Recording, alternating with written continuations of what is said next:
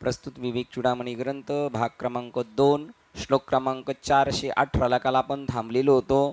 आज 419 मध्ये पदार्पण करतोय. प्रकरण 69 क्रमांकाचं प्रकरण आहे. प्रकरणाचं नाव आहे आत्मज्ञान आणि त्याचे फळ. आत्मज्ञान आणि त्याचे फल. काल काय सांगितलं त्यांनी, भौतिक देहाबद्दल बिलकुल प्रेम राहिलं नाही पाहिजे. हे शरीर लवकरात लवकर सुटावं अशी भावना वाटली पाहिजे. मी कालच एक म्हटलो, आपल्यापेक्षा कमी वयाचे एक महात्मा मला भेटलो होता. ते मला म्हटले, आता बस झालं बाबा, आता जायची वाट बघायची. अजून तर संसारातलं निम्मच काम झालेले, तरी पण काही झालेही नाही म्हटलं तर चालेल, तरी म्हणतात जायचंय मला. आणि ही कृतकृत्यतेचे भावनेतून आहे. ते पण समजतं आपल्याला. तुका म्हणे मज कळते चाचणी, बडबडीची वाणी आत्वा सत्य. असं म्हणायला काय, उचलली जीवन लावली टाळ्याला, तसं नाही. वास्तव आहे. अशी पण कितीतरी महात्मेत आपल्या मालिकेमध्ये मी मागेही म्हटलो होतो की ज्यांना समाधी घेण्याची घेतील ते, पण कायदा तसा नाही म्हणून. नाही तर आता त्यांच्या कोणत्याही प्रकारच्या आशा तृष्णा शिल्लक राहिलेल्या नाही. त्याचं कौतुक वाटतं. म्हातारी माणसं झाली तर 80 वर्षाची, तरी ते म्हणतात डॉक्टरकडे न्या, मला अजून जगायचं आहे. आणि तुकाराम महाराज म्हणतात, कौतुक वाटे झाली ते वेचाचे. काय कौतुक वाटतं मला, एवढी कृतार्थता 42व्या वर्षात वाटतं. हो, त्याचं कारण नाम मंगळाचे ते निगुणे. नाव मंगळाचे, तेवढंच एक याच्यात नाव लिहिलेले फक्त, नाव मंगळाचे. त्या मंगलरूपी नामस्मरणाने माझी देहावरची पूर्ण आसक्ती निघून गेलेली आहे. मला देहाबद्दल कोणत्याही प्रकारचं ममत्व राहिलेलं नाही. आणि अशा प्रकारचं ती परिस्थिती त्यांनी काल सांगितली. हो, घाणीची पिशवी समजलेले आहेत, उलटी, अजून काय सांगितलं, विष्ठा, आणि अजून तिसरं काय सांगितलं, गायीच्या गळ्यातला हार. तिची पूजा केली काय आणि तिचा हार गळ्यातून पडला काय, तिला काय त्याच्याशी घेणं देणं नाही. तद्वत त्याला शरीराबद्दल वाटत असतं. देह बस आता काम झालं, आता काम झालं. तुकोबाराय म्हणतात, आम्ही जातो आमच्या गावा, आमुचा राम राम घ्यावा. अशा प्रकारचं होतं. आता आत्मज्ञानाचे फल सांगतात. पूर्ण वैराग्य झाल्यामुळे विषयासक्ती संपली. श्लोक क्रमांक 419 69 क्रमांकाचं प्रकरणाचं नाव आत्मज्ञान आणि त्याचे फल. 19 नंबरचा श्लोक सांगतो, आत्म्याच्या ठिकाणी आत बाहेर सदैव आनंद रसाचा आस्वाद घेणे हे पूर्णत्वास पोहोचलेल्या जीवनमुक्त योग्यास कर्मफल म्हणून प्राप्त होत असते. काय फळ आहे त्यांना? सर्व सुकृताचे फळ मी लाहीन आणि क्षेम मी देईल पांडुरंगे. माझ्या कर्माचा सगळा हिसाब, मी जेवढं पुण्यकर्म केलेलं त्याच्या योगाने मी ईश्वराशी समरस होईल. ते म्हणतात, आत्म्याच्या ठिकाणी आत बाहेर सदैव आनंद रसाचा आस्वाद घेणे. आनंदाचा डोह, आनंद तरंग, आनंदाचे अंग, आनंदाचे हे पूर्णत्वास पोहोचलेल्या जीवनमुक्त योग्यास कर्मफल म्हणून प्राप्त होते. तो अंतर्बाह्य नेहमी प्रसन्न असतो. जो कर्मफळाशी विटला आणि नेहमी प्रसन्न राहतो. जो 3ऱ्या अध्यायात की 5व्या अध्यायात चालेल, देख अखंडित प्रसन्नता. आधी जे तिथे निघली नाही समस्त दुःख, संसार दुःखा, तिथं संसाराचं दुःख नाही. तो त्याच्यामध्ये म्हणतात की तो कर्मफळाशी विटला आणि अंतरंगाने प्रसन्न झालाय. बरोबर, परमानंदे पोखला तैसा आत्मबोधे तोषला, परमानंदे पोखला. ही पण झालं. अजून एक आहे. काय सुरुवात होती, मी पहिलं मगाशी बोललेलो, जो कर्मफळात विठ्ठला आहे तो, किंवा कर्मफळ करतो संतोष, असा आनंद असतो बघ. काल ओळ जाता जाता आठवलेली होती ती. त्या प्रकाराने त्याच्या कर्मामध्ये, लढाईमध्ये सुद्धा ही सुद्धा पूजा आहे. हो, आत्मयोगी अथिला. जो कर्मफळाशी विठ्ठला नाही, अजून पण ती म्हणतो घर रिगुण रिगाला शांती जगी. अशाच प्रमाणे तो तशा पद्धतीने तो म्हणजे इतका खुश असतो. तो कर्मकर्तामध्ये सगळं असतो, परंतु त्या कर्माबद्दल त्याला आसक्ती नसते. असं 3ऱ्या तरी कर्मबंधनात ना कळे पद्मपत्र ती पेक्षा वेगळी ती. असू द्या, चालेल. ज्याने जीवनात कृतकृत्यता प्राप्त करून घेतलेली आहे, मी जीवनात सक्सेस झालो, ज्याने आपल्या शांत जीवनाचे अहमभावाचे बंद शृंखला तोडल्या आहेत, सीमित जीवनाचं अहमभावाच्या सगळ्या शृंखला त्यांनी तोडून टाकलेल्या आहे. तो कर्मे तरी वर्तत परी कर्मफळा नातळे आणि याता येतीने लोपी अर्जुनात आहे नाही. हा जो शरीरी उदासू फळभोगू निरासू नित्यता उल्हासू होणी असे. बघा हे अशी गुदगुली होणार आपल्याला. कळालं आठवलं का, जिथं पाहिजे तिथं भेटलं. तो शरीरी उदासू कर्म फळभोगी निरासू आणि नित्यता उल्हासू होऊन असे सतत प्रसन्न. अहो तो आपल्यापेक्षा प्रापंचिक माणसापेक्षा तो आनंदात असतो. कर्म बी आपल्यापेक्षा चांगली करत असतो, तो तीव्रतेने करत असतो, पण तो शरीरी उदासू कर्मफळी निरासू शरीरी उदासू कर्मफळी निरासू नित्यता उल्हासू होण्यासे. नित्यता उल्हासू उदासू आणि उल्हासू निरासू आणि उदासू. बघा उदासू निरासू आणि उल्हासू. बघा कशा ही यांची अशी स्टेप आहे बरं का ती टूक. त्यामुळे ते बरोबर एक आठवलं ना तर पुढचं आठवलं का त्याच्या पुढचं आठवणार. पुन्हा एकदा शरीरी उदासू फळेभोगू निरासू आणि नित्यता उल्हासू. नित्यता आनंद. बघा हरिपाठातलं अभंग हरिपाठामधले उल्हासू त्याच्यामध्ये अंतर्बाह्य संकटाच्या वेळे हरिदय संभाळे त्याच्या अलीकडचं आहे. अभंग हरिपाठ असते 28 रचिले विश्वासे ज्ञानदेवी नित्य पाठ करी इंद्रायणी तिरी होय अधिकारी सर्वतो असाव एकाग्र चित्त स्वस्थ करुणी मन उल्हासे करुणी स्मरण जीवी. बघा नेहमी आनंद त्याच्याकडं दुःखाचं काहीच नाही. तो जो त्यानंतर अधिक काळ आपले देह विकार अथवा मानसिक वेदना अथवा बौद्धिक विक्षेप यांच्या शृंखलांनी बद्ध नसतो. बघा त्याच्यानंतर तो शरीरी उदास असल्यामुळं त्यानंतर अधिक काळ आपले देह विकार अथवा मानसिक वेदना आतून काही टोचणी अथवा बौद्धिक विक्षेप सारखं काही ना काही हे असणार काय विक्षेप याच्या शृंखलांनी बद्ध नसतो. त्यास अशा प्रकारच्या स्वानुभूतीने काय प्राप्त होईल प्रश्नचिन्ह. श्री शंकराचार्य अट्टासाने सांगतात की अशी व्यक्ती त्यानंतर परमसुख हेच ज्याचे स्वरूप असते त्या आत्मस्वरूपाची सतत अंतर्बाह्य अनुभूती घेत राहते. सतत तो पडो निराहीन तये थाई उगाच संताचे बाई. त्याच्यामध्ये तो त्या स्वरूपामध्ये सतत मग्न राहणार. सतत मग्न राहणार म्हणजे मी असं केलं असं नाही राहणार.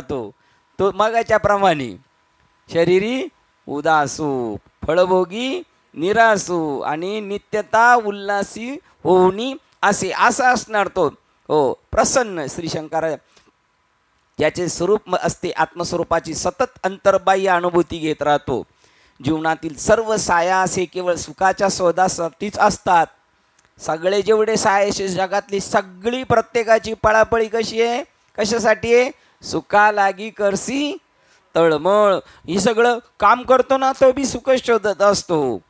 युद्ध करतो तो बी चोऱ्या माऱ्या करतो तो बी सगळे सुखाच्या शोधात आहे. पण ते सुख कुठे आहे ते हृदयात आहे आणि शोधतो कुठे बाहेर. ते सुख कुठे आहे आत्म्याजवळ आहे. आत्म्याची ओळख झाली तरच, नाही तर तेने विना जीवा सुख नव्हे. प्रत्येक प्राणी सुख शोधतोय पण कोणतं सुख शोधतोय आत्मसुख शोधतोय. पण त्याला माहीत नाही आत्मसुख शोधतोय. त्याला मग कोणती वस्तू भेटल्यावर आत्मसुख भेटतं का भेटतं थोड्या वेळापुरतं, कारण त्याची वृत्ती भरकटलेली असते. ती वस्तू भेटली का स्थिर होतो. स्थिर झालं म्हणजे मग आत्मानंदाचा आनंद होतो. परत त्या वस्तूबद्दलची अनासक्ती झाली दुसऱ्या विषयी आसक्ती झाली का परत दुःखी राहणार. ती मिळत नाही तोपर्यंत. मग सुख कशात आहे आत्मसुखात आहे. जेव्हा सर्व वृत्ती शांत होतात तेव्हा सुख मिळत असतं. जीवनातील सर्व सायास हे केवळ सुखाच्या शोधासाठीच असतात. एकदा का अत्युच्च प्रकारचे सुख प्राप्त झाले की सुख देणाऱ्या इतर क्षुल्लक गोष्टीबद्दल त्यास काहीच वाटत नसते. हे कुमुददळाचे नि ताटे जो जेवीला चंद्रकिरण चौकटे तो चकोर काय वाळवंट चुंबित असे. त्याला जर आत्मसुख भेटलं, अतिउच्च प्रकारचे सुख प्राप्त झाले की सुख देणाऱ्या इतर क्षुल्लक गोष्टीबद्दल त्यास काहीच वाटत नाही. काही आठवले का? तैसे आत्मसुख उपायले ते आपणापाशीच ठावले फावले सांडवले. हे सांगू काय? सहज त्याच्यापासून ते बाजूला होऊन गेले.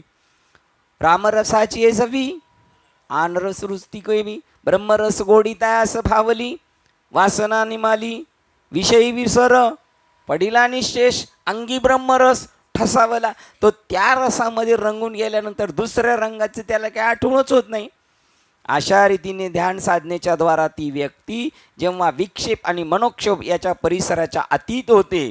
विक्षेप आणि मनोक्षोभ, बुद्धीचा विक्षेप आणि मनाचा क्षोभ हे दोन्ही बाजूला झाले का मग जाग्यावर बसल्या बसल्या सुखे. मन आणि बुद्धी काय झाली पाहिजे? शांत झाली पाहिजे. का अहंकार आपोआप शांत होईल, नाही तर अहंकाराला सोम दिलं का तो शांत होतोय जे. आणि चित्ताचं तर स्वरूपच काय आहे? ब्रह्मस्वरूप आहे. तसं मनाचं पण तेच आहे. बुद्धीसुद्धा त्याच्या जवळची आहे. कांती आत्म्या मिळे कांती प्रिया जैसी ती, त्या तिथपर्यंत घेऊन जाते. ती एक आत्म्याची पत्नीच आहे. बुद्धी ही आत्म्याची काय आहे? पत्नीच आहे ती. एकदा का अच्युत प्रकारचे सुख प्राप्त झाले की सुख देणाऱ्या इतर क्षुल्लक गोष्टीबद्दल त्यास काहीच वाटत नसते.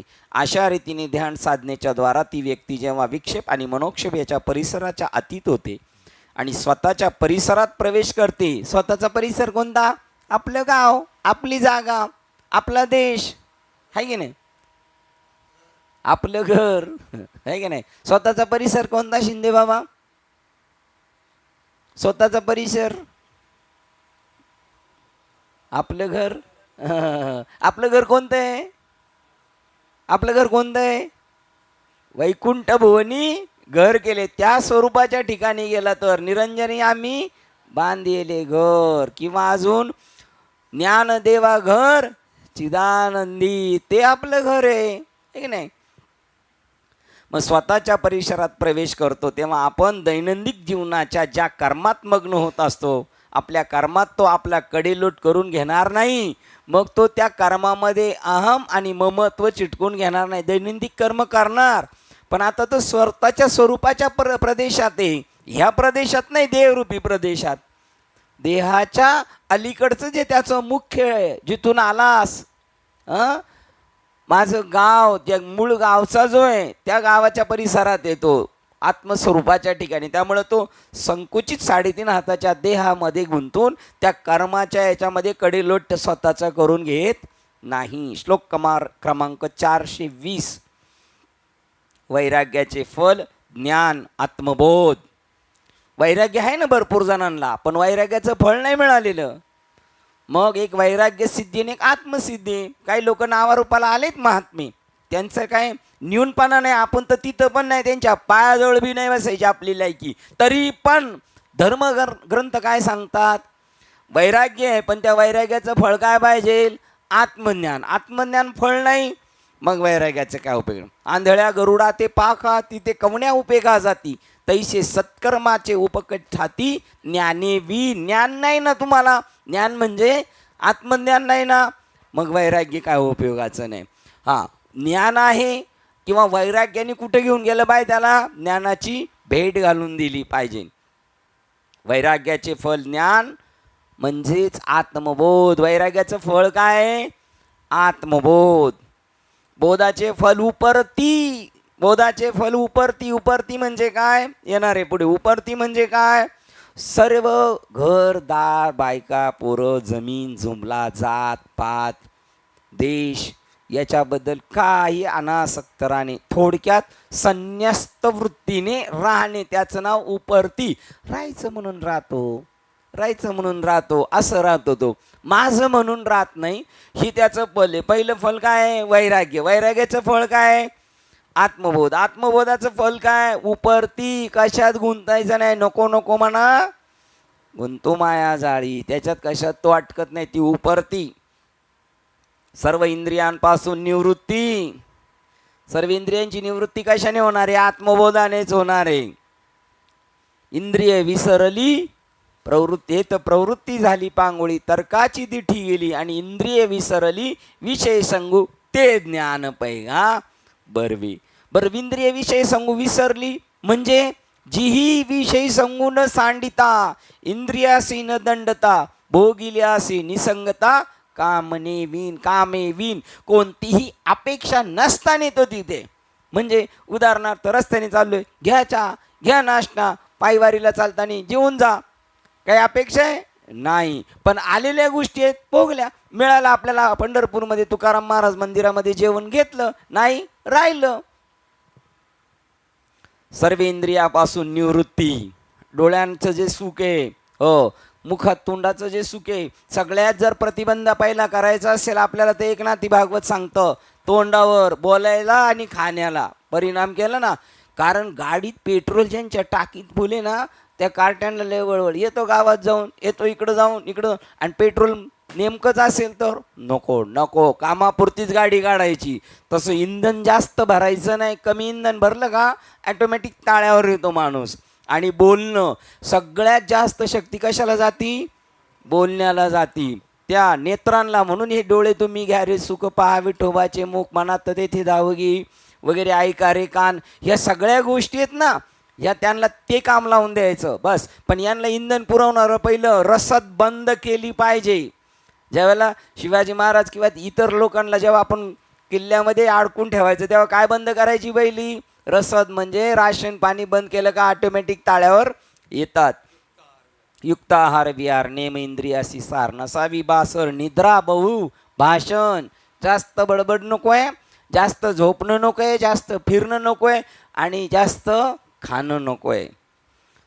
आनंद स्वरूपाच्या अनुभवाने शांतीचा लाभ होणे. बघा, उपरतीनंतर सर्व इंद्रियांची निवृत्ती, आनंद स्वरूपाच्या अनुभवाने शांतीचा लाभ होणे, हे इंद्रिय निवृत्ती, हे इंद्रिय निवृत्तीचे फल आहे. सगळं शांत शांत. साधक आपली साधना जेव्हा सुरू करतो तेव्हा त्याच्या व्यक्तिमत्वास कोणती फले प्राप्त होतात ती तर्कसंगत क्रमाने सांगितली आहेत. कधी? साधक आपली साधना सुरू करतो तेव्हा आणि मार्गस्थ होतो तेव्हा. अशी व्यक्ती जेव्हा जगातील सुखाच्या शांत स्वरूपाचे विश्लेषण करते तेव्हा ती नित्य सुखाच्या उच्चतर परिसरात पाय पक्के रोवण्याकरता सुख उपभोगाच्या नीचतर क्षेत्राचा त्याग करते. त्याला कळलं सार काय आसार काय, तेव्हा तो तिथे आपले पाय भक्कम करण्याचा प्रयत्न करतो आत्मस्वरूपाच्या ठिकाणी. इथून मला मागे नाही यायचं. आणि हे जे बाकीचे आपल्याला बॅकमध्ये आणणारे, फरफट करणारे, त्यांच्यापासून तो सावध राहतो. जगातील सुखाच्या शांत स्वरूपाचे विश्लेषण करते तेव्हा ती नित्य सुखाच्या उच्चतर परिसरात पाय पक्के रोवण्याकरता सुख उपभोगाच्या निस्तर क्षेत्राचा त्याग करते. वर जायचं ना, त्यांनी खालच्या गोष्टीला काय केलं पाहिजे? ड्रॉप करत चाललं पाहिजे. आणि त्यापासूनच्या या अनासक्तीस वैराग्य म्हणतात. बघा, अनासक्ती निर्माण झाली, अनित्य वस्तूपासून तो बाजूला, आणि पळापळी कुठं? नित्य वस्तूच्या ठिकाणी पळापळी. ती व्यक्ती त्यानंतर धन आणि सुखाच्या जगापासून दूर जाते. हे एक संपलं पाहिजे. जर अजून आपल्याला अपेक्षा नाही, मला अजून पैसे पाहिजे, अजून पैसे पाहिजे, का मग समजायचं कशाकडे लक्ष आहे? लक्ष्मीकडे का विष्णूकडे? लक्ष्मीकडे. हो, मिळालं तर नाही म्हणणार नाही तो, पण त्याची अपेक्षा संपली, त्याची नाही अपेक्षा ना. त्याला रजोगुणी लोक म्हणतात. मग बघा, मंत्रिमंडळाचं वाटप चाललं, मला अमुक पाहिजे, मला तमुक पाहिजे, हे वाटणार त्यांना, ते साहजिक आहे. कारण तो गुण कोणता आहे? रजोगुण आहे. सत्वगुणी माणसाची अपेक्षा संपली. निरपेक्ष वृत्ती ही पारमार्थिक माणसाची पहिली ओळख आहे. ती व्यक्ती त्यानंतर धन आणि सुखाच्या जगापासून दूर जाते. धन का नको? धनाच्या जागी किती अनर्थ सांगितले? 16 की काय अनर्थ सांगितले? 16 का 18 किती? की त्याच्यामुळे तो डब घायला जातो, म्हणून ते नकोय. किती पाहिजे मग? पोटापुरते काम अगत्य तो राम. बघा, सगळे हिसाबात पाहिजे, त्याची गरज आहे, पण किती पाहिजे त्याला किंमत आहे. सुखाच्या जगापासून दूर. सुखाच्या जगापासून का दूर? कोणला नको सुख? हे कोणतं सुख आहे? आत्मसुख आहे का? व्यावहारिक सुख नको का? तर त्याच्यामुळं देहबुद्धी दृढ होती, बरं वाटतंय, खायला बरं वाटतंय, फिरायला बरं वाटतंय. असं झाल्यानंतर मग काय होतं? त्याचं देहासक्ती वाढली जाते. नर्मदा परिक्रमा कशासाठी? देहासक्ती तुटण्यासाठी. बस खाण्यावर काय माहीत नाही, कुठं काय भेटेल, झोपायचं माहीत नाही, बसायचं नाही, सुखाच्या गोष्टीपासून लांब राहणे तर परमार्थ होतो. आणि सगळे सुखामध्ये ते बघा बरं, आहेत ना आपले पाहुणे नातेवाईक आहेत ना, आम्ही करतो ना चतुर्थी करतो बरं का बुवा, आम्ही चतुर्थी करतो. हां, म्हणजे त्यांचं कसं आहे, देवाला फुसलायचं आहे का ना, थोडंसं द्यायचं, देवाला खुश करायचं, तेवढं आमचं वैभव टिकावं. नाही तर आतून आहे का तेवढी वृत्ती नाही. नेहमी सात्विक वृत्ती राहिली पाहिजे, त्याच्यासाठी आपण प्रयत्न करायचा. हो,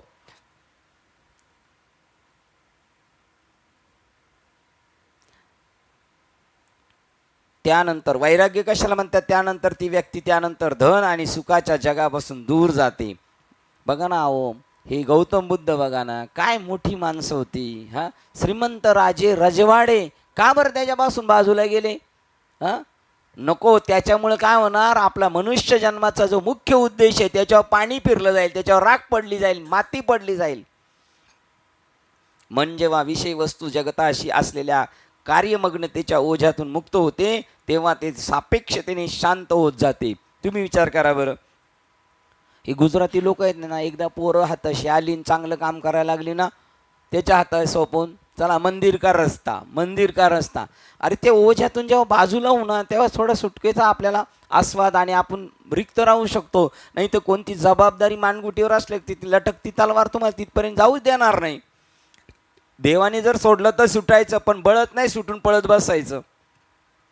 मन जेव्हा विषय वस्तू जगताशी असलेल्या कार्यमग्नतेच्या ओझ्यातून मुक्त होते, तेव्हा ते सापेक्षतेने शांत होत जाते. मग ऑटोमॅटिक आपल्याला काहीच राहत नाही, जाऊ दे जाऊ दे. शांत मनातच अधिक तेजस्वी बुद्धी निर्माण होते. जेवढं शांत तेवढे बुद्धी तेजस्वी, आणि जेवढं आपण व्यस्त तेवढी बुद्धी पण तशीच राहते. पाप से लक्ष्मी घटे, मोह से, आणि शेवटी आहे पाप से लक्ष्मी घटे, मोह माया छोड़ दो कहे गए संत कबीर. बघा, पाप से लक्ष्मी घटे, आणि त्याच्यामध्ये बुद्धी व्यस्त नाही राहिली पाहिजे, बुद्धी फ्री पाहिजे. त्यावेळेला तिला अशी हे ती जशी आपण याला कशी धार लावतो, मग त्याला तशी ती धार येते. त्याला माऊलींनी पण सांगितलं, त्याला पाणी देत राहायचं. तुम्हाला माहिती आहे ना, पाणी द्यायचं त्याला, त्या हत्याराला. तसं मोह माया सब छोड़ दो कहे गए संत कबीर, पाप से लक्ष्मी, धन से घटे लक्ष्मी, पाप से घटे शरीर, असं आहे. आणि त्याच्यामध्ये बुद्धी कशाने घटते ते पण सांगितलेले. मन अधिक शांत, शांत मनातच अधिक तेजस्वी बुद्धी निर्माण होते. या बुद्धी तेजानेच अभ्यासक श्रुतिबोधाचा सखोल शोध घेऊ शकतो. बुद्धी फ्री झाली पाहिजे. बेरिंग गाडीचे सामान कसं असतं, नवीन वापरताना घट्ट, आणि रोज वापरून वापरून कसं होतं, फ्री होतं. तशी बुद्धी फ्री होते. या बुद्धी तेजानेच अभ्यासक श्रुतिबोधाचा सखोल अभ्यास घेऊ शकतो. म्हणून बघा याच्यामध्ये सांगितलं, म्हणून कोणत्याही मंडळ बिंडळ या भानगडीत पडायचं नाही, गुंतायचं नाही. बुद्धी काय होती, व्यस्त होती. आणि काहीच नसलं तर चिंता से चतुराई घटे, दुःख से घटी शरीर, पाप से घटे लक्ष्मी, कह गए दास कबीर. बघा, चिंता से काय घडते, चतुराई घडते ना. कोणतं डोक्याला जर काय एखादं लोड असला का चतुराई जाते, आणि जर चिंताच नसेल तर चतुराई वाढणार. परफेक्ट, बरोबर. मग तो अभ्यासक श्रुतिबोधाचा सखोल अभ्यास घेऊ शकतो, शोध घेऊ शकतो. म्हणून आत्मतत्वाच्या सत्य स्वरूप संबंधीचे त्याचे ज्ञान पूर्ण तर आधी आणि फलीभूत होते. अशा तऱ्हेने वैराग्यापासून बोध म्हणजेच आत्मतत्वाच्या स्वरूपाचे स्पष्ट आणि पूर्ण ज्ञान होते. जेव्हा हे श्रुती ज्ञान आपल्या बोधाच्या पातळीपर्यंत पोहोचते, तेव्हाच इंद्रिय लालसेच्या जुन्या क्षेत्रातून परिसरातून विषय उपभोग प्राप्त करून घेण्याच्या लालसा आपोआप थांबतात. या आत्मनिवृत्तीसच उपरती म्हणतात. बघा, काही सांगितलं त्यांनी. 1 नंबर भाग क्रमांक श्लोक 23 भाग 1 23 नंबरचा श्लोक बघा. उपरती कशाला म्हणतात, काय होतं, ज्यावेळेला बोध होतो त्याला पूर्ण मन शांत होते आत्मस्वरूपाच्या, तेव्हा श्रुती ज्ञान आपल्या बोधाच्या पातळीपर्यंत पोचते. तेव्हाच आपण जेव्हा तिथे पोहोचू तेव्हाच इंद्रिय लालसेच्या जुन्या क्षेत्रातून परिसरातून विषयी भोग प्राप्त करून घेण्याच्या लालसा आपोआप थांबतात. या आत्मनिवृत्तीचंच उपरती म्हणतात. आणि आता इथे सांगितलं श्लोक क्रमांक 24 भाग क्रमांक 1 मधला 24 नंबरचा श्लोक पाहायचा. हे अजून फायदेशीर ठरतं आपल्याला का की त्याचं विश्लेषण त्या श्लोकामध्ये जास्त झालेलं आहे.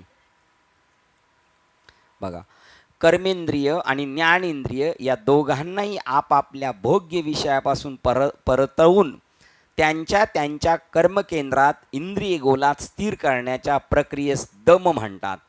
बाह्य विषयाच्या परिणामापासून विचारापासून जेव्हा मुक्त असतात त्यावेळेला मनाची जी अवस्था असते ती उत्तम उपरती होय. कशातच गुंतवत नाही त्या माणसाला.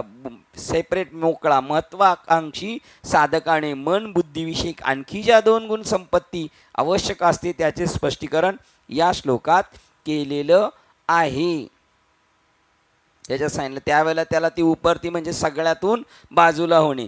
अजून एका ठिकाणी सांगितले भगवद्गीतेमध्ये उपरती याच्यामध्ये विचारसागरमध्ये उपरती म्हणजे घरदार बायका पोरं याच्यापासून बाजूला राहणे. थोडक्यात संन्यस्त वृत्तीने राहणे.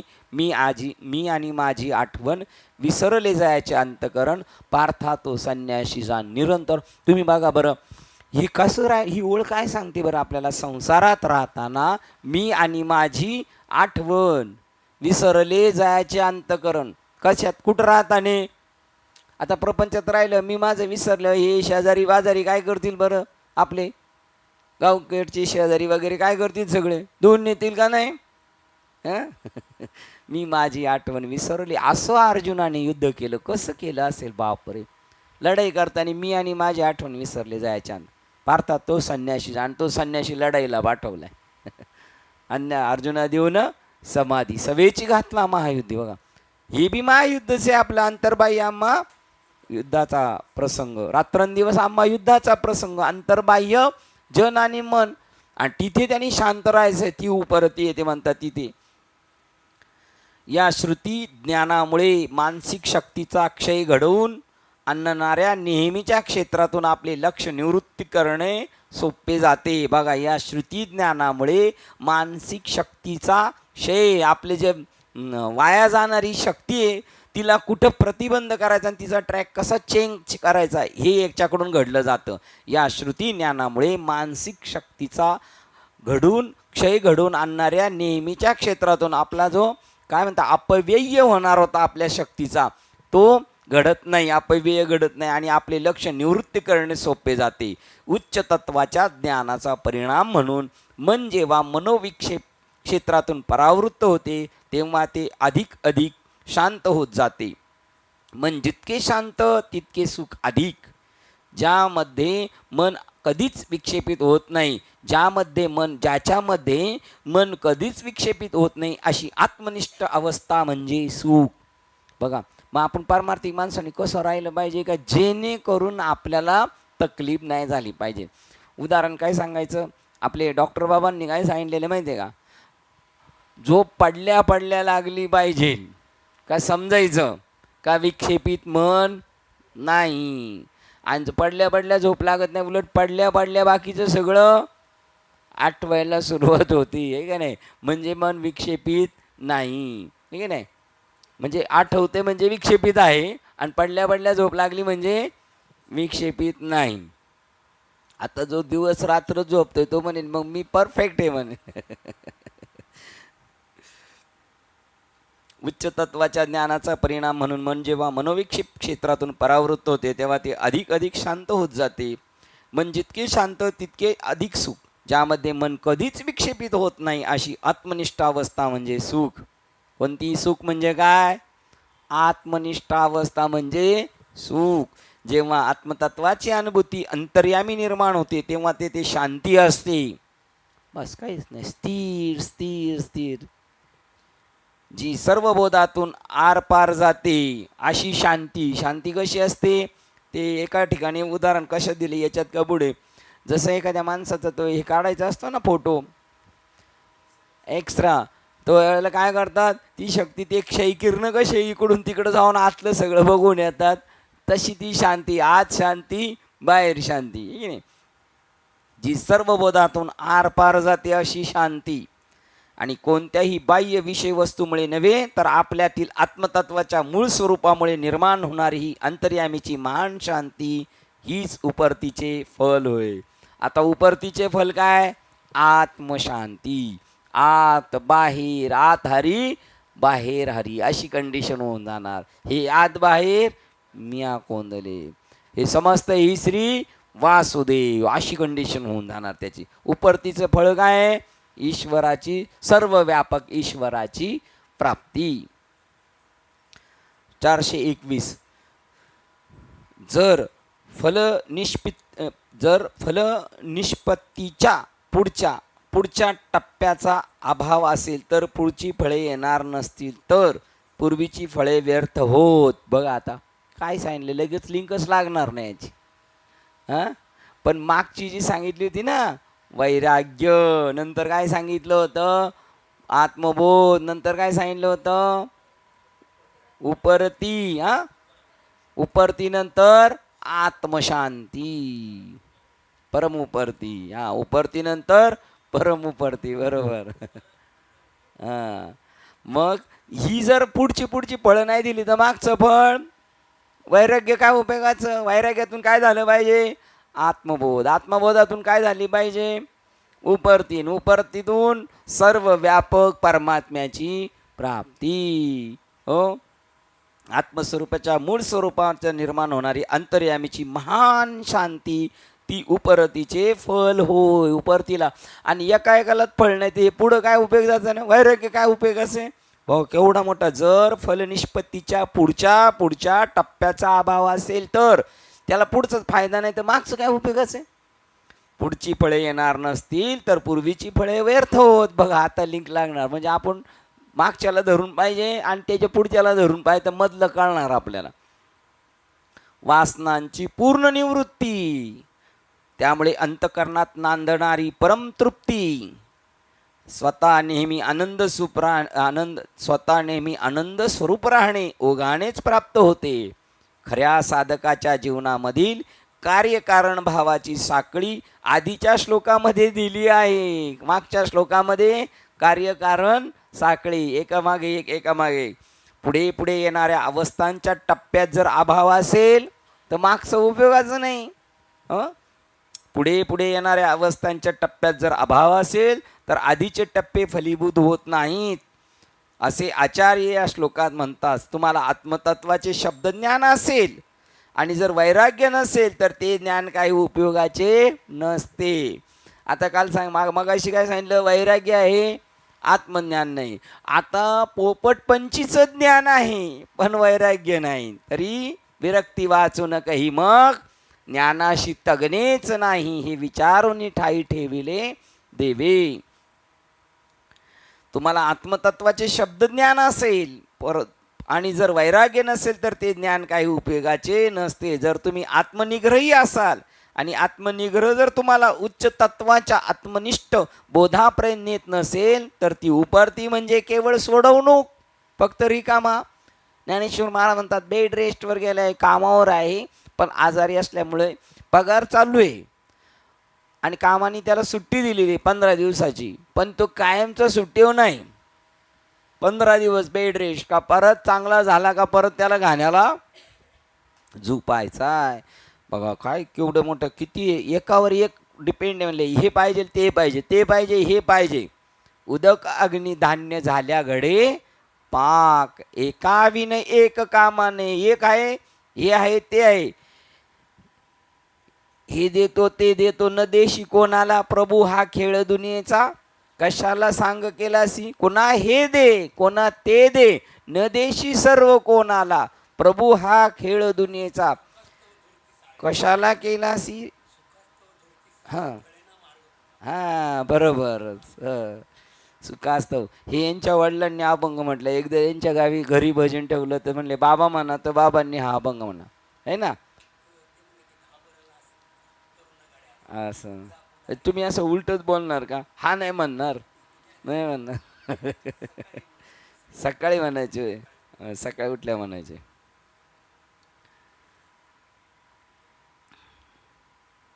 बघा ते म्हणतात जर आणि तुम्ही आत्मनिग्रही असाल आणि आत्मनिग्रह जर तुम्हाला उच्च तत्वाच्या आत्मनिष्ठ बोधापर्यंत येत नसेल, निग्रह करताय पण तिथपर्यंत पोहोचत नाही शिडीने, मग काय उपयोगाचं नाही.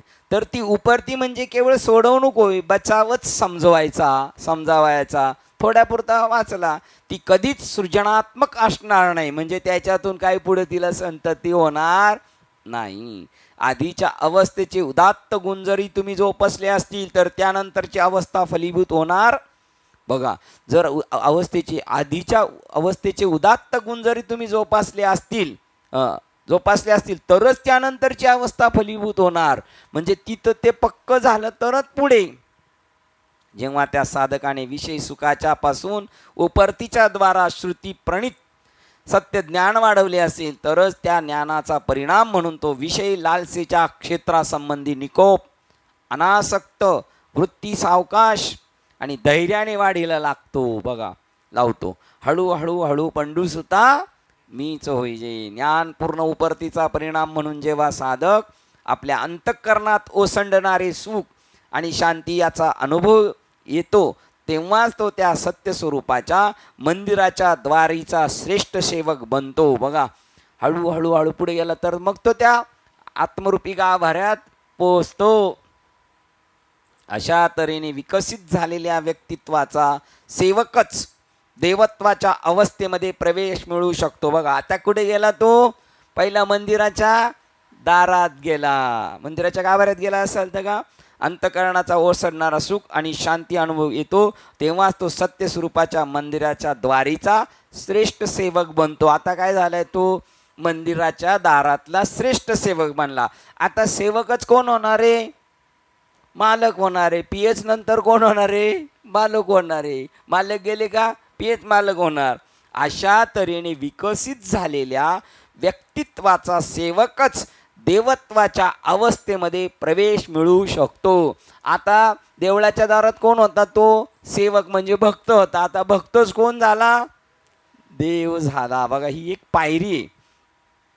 आपल्यामधील या सर्व विकसनाचा परिणाम म्हणूनच व्यक्ती सर्व लौकिक कर्मापासून संपूर्ण निवृत्तीच्या बिंदूपर्यंत पोहोचते. आता एकदा देव झाल्यावर काय, देव कधी कामावर जातो?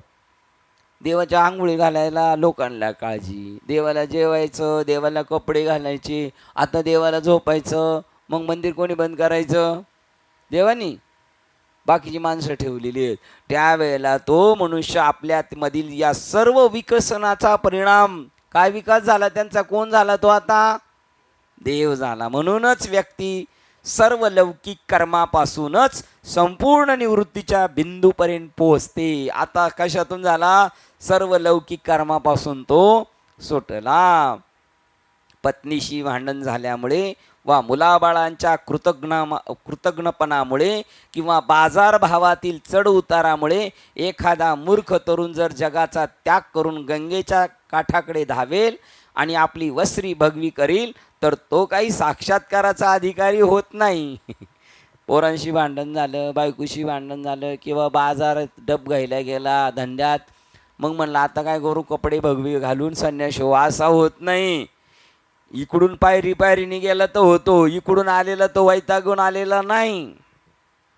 उच्चतम तत्वाच्या मंदिरातील तो जाती बाह्य होय.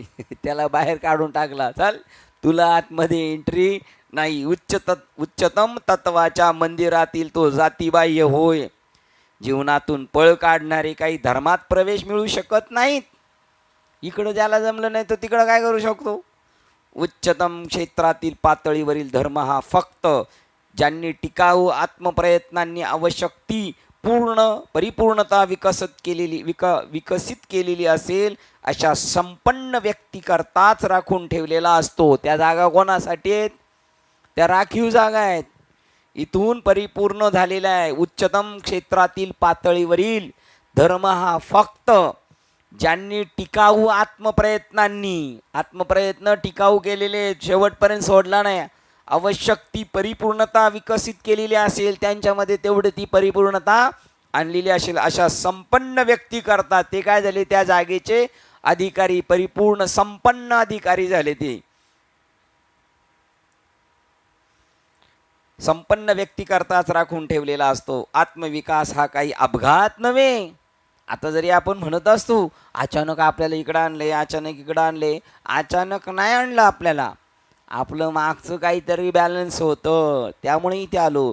नारद मुनींची वाल्याकोळ्याची अचानक भेट नाही, तेवढा कर्माचा लेखा झाल्यानंतर यांची भेट होणार होती. ती मागचं प्रारब्ध त्यांचं ते लिहिलेलं होतं. मागचं पुण्य फळले म्हणजे पुण्य होतं ना, का असंच आपण गेलोय. आता जरी असत गेलेलं दिसलो तरी तुका म्हणे होता भाग्याचा उदय पावर. त्यामुळे ह्या गोष्टी आहेत, असं अचानक काय भेटत नाही. आत्मविकास हा काही अपघात नव्हे, ते एक तर्कसंगत विकसन असते. त्यांनी ते ठरवून तिथपर्यंत आणलेलं आहे. आणि त्याला अवस्था असतात, त्याला अवस्था असतात, स्थित्यांतर होतं, त्याचं परिवर्तन होत गेले. तो विकसनाच्या अंतिम अवस्थेपर्यंत चढून जाण्यापूर्वी प्रत्येकास आधीच्या सर्व अवस्थातून जावयास पाहिजे. तो जातोच, डायरेक्ट नाही होत तिकडं. डायरेक्ट झालेला तो तर जातच नाही, डायरेक्ट झालेला डायरेक्ट जातच नाही तो. आणि गेला तर डायरेक्ट घरीच बसतो, परत येतच नाही. कळालं ना तुम्हाला? तुम्हालाही कळालं? डायरेक्ट मुख्यमंत्री झालं तर ते डायरेक्ट मंत्रालयात जातच नाही. आणि मंत्रालयात न झाल्यामुळे घरीचे घरीच राहिले ते.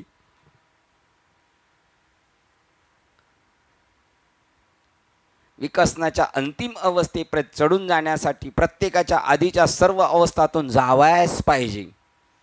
याप्रमाणे आता जे आहेत ना मोदी साहेब, ते ब्रिटिश सरकारच्या याच्यामध्ये सुद्धा झगड्यांमध्ये होते. तिथं काही जेल झालेले होते.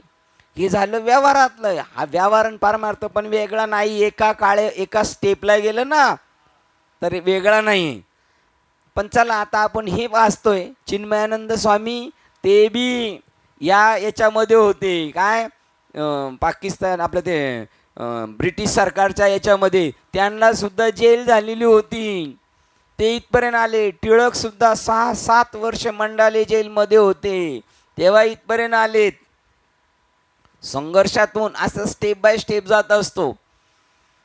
आपले संप्रदायाचे होत्या टिळक, त्यांना आपला बोध होता, पण तरी सुद्धा जोग बाबा म्हणतात तुम्ही केलं. ते कोणत्या मार्गाचे होते? कर्म मार्गाचे अधिकारी होते. त्यामुळे त्यांनी श्रीमद भगवद्गीतेवर टीका केली.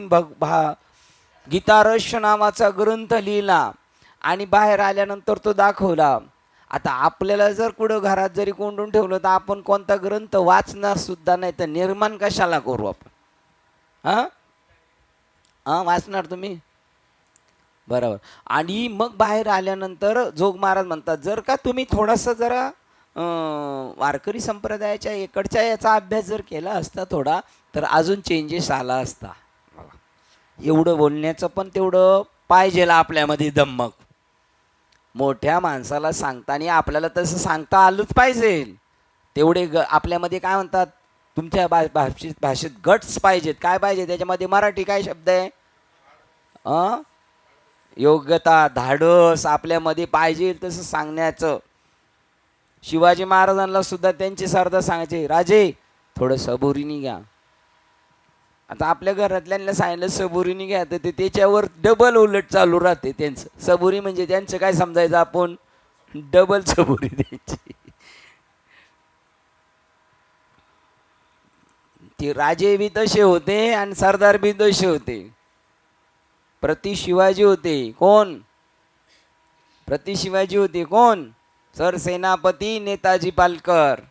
पण काय परिस्थिती आली, काही काळ मुसलमान म्हणून मानावं लागलं. हे सगळं माहिती पाहिजे कीर्तनकार बाबाला, हे का नाही?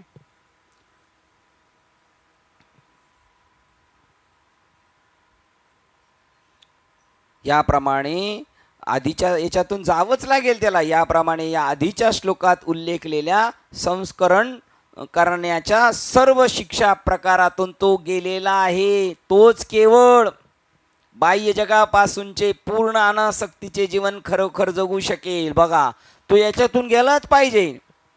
याप्रमाणे या आधीच्या श्लोकात उल्लेखिलेल्या संस्करण करणाऱ्या सर्व शिक्षा प्रकारातून जो गेलेला आहे तोच केवळ बाह्य जगापासूनचे पूर्ण अनासक्तीचे जीवन खरोखर जगू शकतो. जगात राहायचे, बाह्य जगात, पण कसं राहायचंय? अनासक्त. आता आपण कसं आहे, जगात कसं राहतोय आपण? आसक्त. बरे माहीत असून सुद्धा आपण अनासक्त का होत नाही? आतून होत नाही ना. आम्हाला वाटते आसक्त नसावं, पण आतून नाही होत. आता आतून नाही होतं, काय करू? अनासक्तीचे जीवन खरोखर जगू शकेल तोच केवळ असामान्य आणि अनुपम आनंद अनुभवू शकेल. तोच केवळ असामान्य आणि अनुपम, त्याचे वर्णन करता येणार नाही असा आनंद अनुभवू शकेल. हे घडेल कसे? प्रश्नचिन्ह. हे कसं काय घडेल? ते केव्हा घडेल? आपण ठरवू तेव्हा घडेल. कसे घडेल? या मार्गाने. तर याचे श्री शंकराचार्य उत्तर देतात. श्री शंकराचार्य उत्तर देतात, ही परमसुखाची आणि समाधानाची अवस्था पूर्वीच्या सर्व संस्काराचा परिणाम म्हणून आपणाहून वाट्याला येईन. मग वैराग्य दवडिता पाठीमागे लागे, येऊन गळ्यात माळ घालील वरीन. आता विरक्ती ही कवने परी. तर हे कसं काय होईल? ही करी विरक्ती ही कवने परी. जेवून जे येऊन मनाते वरी, म्हणजे तिने येऊन आपल्याला माळ घातली. हेही सर्वज्ञ श्रीहरी देखील असे. पूर्वीच्या संस्काराचा परिणाम म्हणून आपण होऊन स्वतः वाट्याला येईल.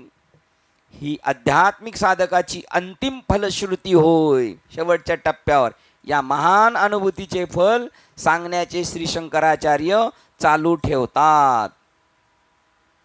श्लोक क्रमांक 422. ऐहिक दुःखाच्या प्रसंगी उद्वेग न वाटणे. बघा, त्याला म्हणतात जी ही द्वंद्वादिक किती पण सुखदुःख समान सकळ जीवांचा कृपा, ज्ञानाचा उद्बोध, भक्ती प्रेमाचा कल्लोळ, धन्य जगी तोची एक हरिरंगी राचे, रामकृष्ण वासुदेव सदा स्मरे वाचे. ऐहिक दुःखाच्या प्रसंगी उद्वेग न वाटणे, प्रसंगाला खचायचं नाही. हेच विद्येचे फल होय. धैर्य. हेच महाराणा प्रतापांना सांगितलं तर काही झालं तर शेवटपर्यंत माघार नाही घ्यायची, चालू ठेवायची. मोहीम जारी रखो, मोहीम जारी रखो. ऐहिक दुःखाच्या प्रसंगी उद्वेग न वाटणे हेच विद्येचे फल होय.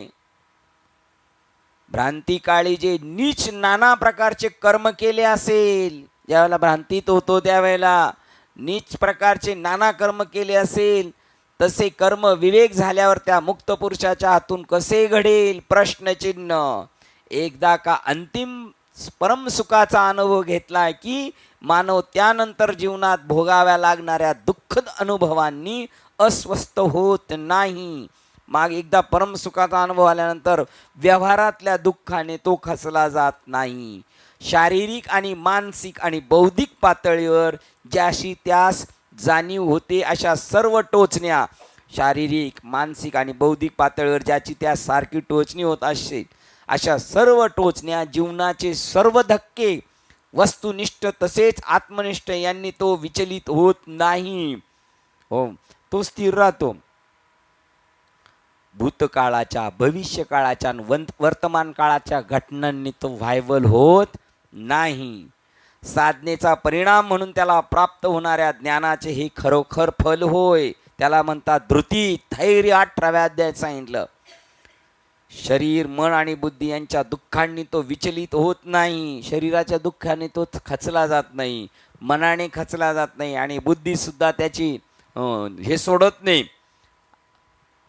आम्ही पुन्हा येणार, आम्ही पुन्हा आले की. शरीर, मन, बुद्धी या दुःखांनी तो विचलित होत नाही. एवढेच नव्हे तर तो भ्रांत स्थितीत स्वतः संबंधीच्या विपरीत कल्पनांचा एक गठ्ठा म्हणून वावरत असताना त्यांनी केलेली सर्व घृणास्पद आणि तिरस्करणीय कर्मे तो आता करीत नाही. मागच्या लाईननी तो जात नाही. मागे काय झालं, काय केलं त्या भूमिकेत तो नाही. तो आधी जरी अनाचारी तरी सर्वोत्तम अवधारी. जैसा बुडाला न बुडी, जैसा बुडाला न महापुरी बुडीत निघाला. तो बुडता बुडता वाचला. आणि अर्थ तयाचे जीविल ऐथडी आले, म्हणून बुडाले, पण तो तिथं तारला म्हणून बुडणं त्याचं संपलं. तेवी नुरेची पाप केले शेवटच्या वेळेला. त्याच्या वेळेला त्याच्या पाप केल्याच्या कोणत्याही गोष्टी त्याच्याकडून होत नाही आणि त्याची त्याला आठवण होत नाही. त्यामुळं त्याच्याकडून त्या गोष्टी पुन्हा होत नाही. स्वतःच देह समजून अधिक सुखे प्राप्त करून देण्याकरता या स्पर्धात्मक जगात आपण धडपड करीत असतो. आता आपलं चाललं, त्यांचं झालं, आता आपलं चाललं. स्वतःच देह समजून अधिक सुखे प्राप्त करून घेण्याकरता या स्पर्धात्मक जगात आपण धडपड करीत असतो आणि भल्या बुऱ्या मार्गांनी आपल्या कामनांची पूर्ती करण्याचा प्रयत्न करतो. आपण आपली ज्ञानेंद्रिय आणि त्यांच्या मागण्या यांचे दास बनतो. ज्याने आत्मानात्मक विवेक शक्ती पूर्णत्वाने पूर्ण साध्य केली आहे. बघा, आत्म अनात्मक, वाईट आणि चांगलं, नाशिवंत आणि शाश्वत याने ज्याने विवेक शक्ती पूर्णत्वाने पुनर्साध्य केली आहे, असा मानव आपल्या गोंधळाच्या आणि विपरीत ज्ञानाच्या दिवसात केलेली दुष्ट कर्मे कशी चालू ठेवीन. मागे जे त्यांनी केलेलं होतं तो तसं करत नाही, तो बदलला जातो, वाल्याचा वाल्मिक ऋषी बनतो. नशा अवस्थेत असताना, बघा दृष्टांत दिलाय, नशा अवस्थेत असताना जोपर्यंत बुद्धीवर मद्याचा भपकाऱ्याचे आवरण असते, मद्य माहिती आहे ना, दारूच्या ह्याच्यात असतो, तेव्हा तोपर्यंत मद्यपी अनेक तिरस्करणीय पद्धतीने वागेल. त्याचा तिरस्कार करावा लागेल असा तो वागेल आणि अनाचरण करील. परंतु मद्याचा परिणाम जेव्हा ओसरलेला असतो आणि मन भ्रांतीच्या भपकाऱ्यातून बाहेर पडलेले असते, तेव्हाच्या शुद्धीवर असतानाच्या क्षणी आदल्या रात्रीचा मद्यपी त्यानंतर सकाळच्या स्वच्छ प्रकाशात आपले वेडे चार कसे चालू ठेवीन. पेलेला माणूस रात्रीचे घाणेरडे शिव्या, भांडणं काय पण करील, पण उतरल्यानंतर नाही. त्याप्रमाणे वासनांनी आणि देहविकाराने धुंद झालेल्या त्या व्यक्तीने आपल्या अज्ञान कालात आणि लज्जास्पद दृष्ट कृत्ये केलेली असतील. साक्षात्कारानंतर मात्र तो ती अधिक काळ चालू ठेवीत नाही, कारण तो पोवत त्याला आपल्या आध्यात्मिक आत्मविकसनाची प्रचिती आलेली असते आणि त्याचा परिणाम म्हणून आपल्या व्यक्तिमत्वाचा कमीपणा आणणारा निष्ठर बाष्कळपणा त्याने अनुभवलेला असतो.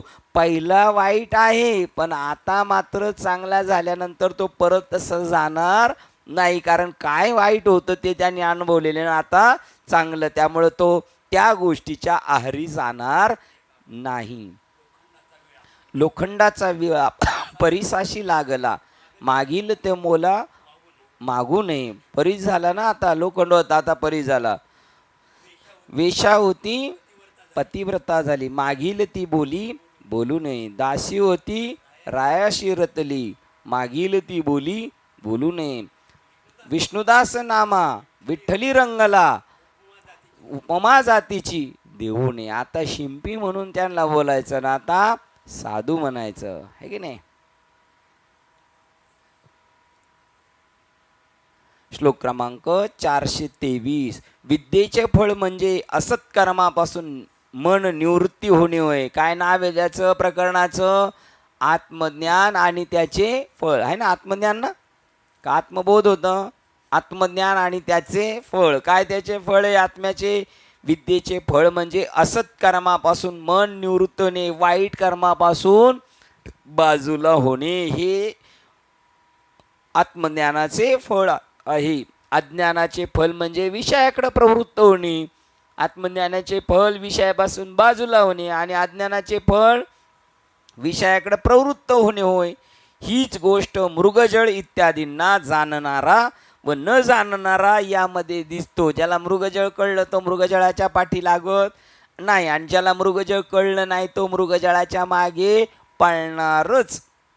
असे न घडेल तर ते सत्यत्वाचे ज्ञान प्राप्त झालेल्या विद्वानाला दुसरे कोणते स्पष्ट फळ मिळणार? त्याला सारासाराचा निवाड कळाला, ज्याला सार आणि आसार कळालं, सुपासारखं ज्याला सार येतो आत घेतो ना आसार येतो बाहेर फेकतो, हे त्याचं फळ आहे. आसाराच्या अनित्यतेच्या विषयाच्या नासक्याच्या मागे तो पळत नाही आणि शाश्वत मात्र सोडत नाही. अशी भूमिका म्हणजे आत्मज्ञानाचं फळ. साधू ऐसा चाहिए जैसा सूप स्वभाव, सार सार गहीर रखे थोता देई उडाय. चांगलं येतो आत घेतो आणि वाईट येतो टाकून देतो.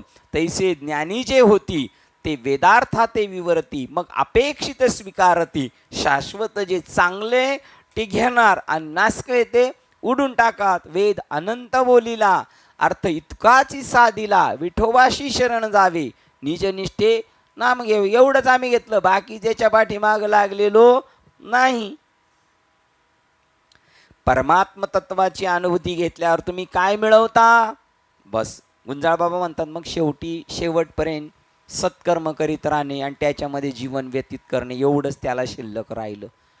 गुंजाळ बाबा हे जे सांगतात ना ते कळायला जड आहे. ते असं हसून हसून सांगतात आणि आपण बी हसून हसूनच घेऊन जातो. आणि ते ठराविकच सांगतात, ते जास्त नाही लावून धरतील. तसं तास लावून धरतं ते म्हणलं त्याला जर जड जाते तर तास लावून करायचं काय? आधीच वावर आहे, काय वावर माहिती आहे का तुम्हाला? हां, ते भेगाडलेलं आहे आणि त्याच्यामध्ये तो फाळ जर आत घुसवला तर बैलालाही जड जातंय आणि नांगरणी उरकत नाही. मग त्याला वरवर सांगतात, ते काय म्हणतात, आता उरलेला विषय ना, आता दिवस चारी खेळी मिळी. बस आता दुसरं काही उरलेलं नाही, आता आपल्याला काही शिल्लक राहिलं नाही. परमात्म तत्वाची अनुभूती घेतल्यावर तुम्ही काय मिळवता? आध्यात्मिक दीपस्तंभावरून येणारी जगाची दृष्टी या श्लोकात स्पष्ट केली आहे.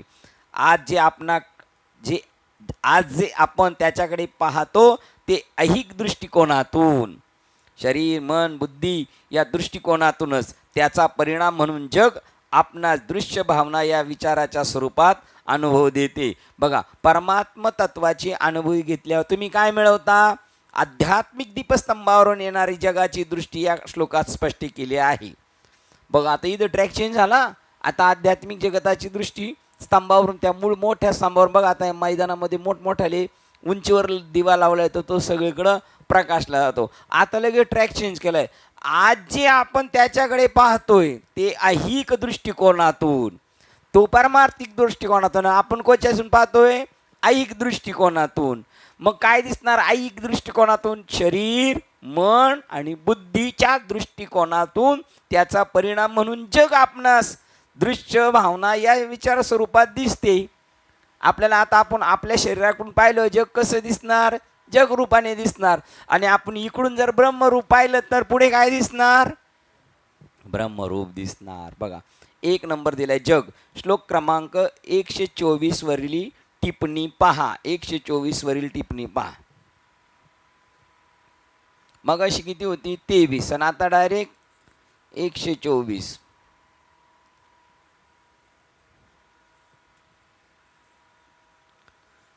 बघा 124 वरील टिप्पणी.